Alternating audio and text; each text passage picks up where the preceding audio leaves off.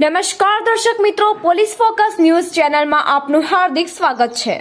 ધોરાજીના કારખાનામાં વિકરાળ આગની લાખોનું નુકસાન, પાલિકાનો ઇમરજન્સી નંબર બંધ હોવાથી ફરિયાદીએ રૂબરૂ જઈને કરવી પડી જાણ। શોર્ટ સર્કિટના કારણે લાગી આગ, અંદાજે 15 થી 17 લાખ રૂપિયાનું નુકસાન અનુમાન। મોડી રાત્રે લાગી આગ, નગરપાલિકાના ઇમરજન્સી પર ફોન પર ઘણી વખત જાણ કરવાનો પ્રયાસ કર્યો, પણ નગરપાલિકાનો ઇમરજન્સી ફોન ડેડ હોવાથી રૂબરૂ જઈને જાણ કરવાની ફરજ પડી। રાજકોટના ધોરાજીના જૂનાગઢ રોડ પર આવેલા પ્લાસ્ટિકના કારખાનામાં વિકરાળ આગ લાગવાની ઘટના બની હતી।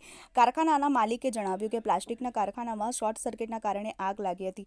આગ લાગવાની ઘટના દરમિયાન નગરપાલિકાના ઇમરજન્સી પર ફોન પણ ઘણી વખત જાણ કરવાનો પ્રયાસ કર્યો હતો। નગરપાલિકાનો ઇમરજન્સી ફોન ડેડ હોવાથી રૂબરૂ જઈને જાણ કરવાની ફરજ પડી હતી।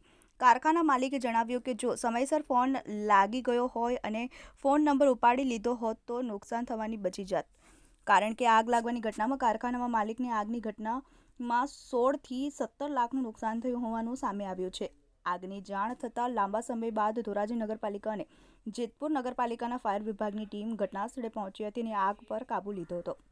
મિત્રો, આવા જ અવનવા સમાચાર જાણવા માટે અમારી ચેનલને લાઈક કરો, સબસ્ક્રાઇબ કરો અને બેલ આઇકોન પર પ્રેસ કરો, જેથી અમારી ન્યૂઝની બધી જ અપડેટ આપને મળતી રહે।